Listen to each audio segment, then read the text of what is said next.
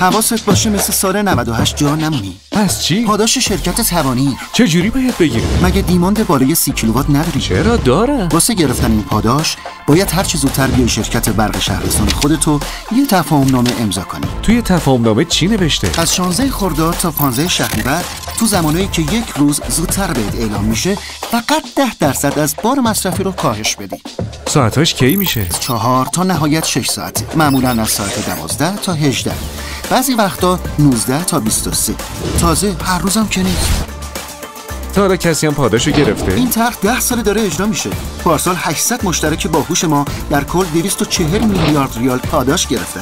با 10% کاهش تو مواقع ضروری هم به برنامه کمبود برق توی کشور کمک میکنی، همین که هیچ اختلالی تو روند کاری و تولیدیت ایجاد نمیشه. همین حالا به من زنگ بزن.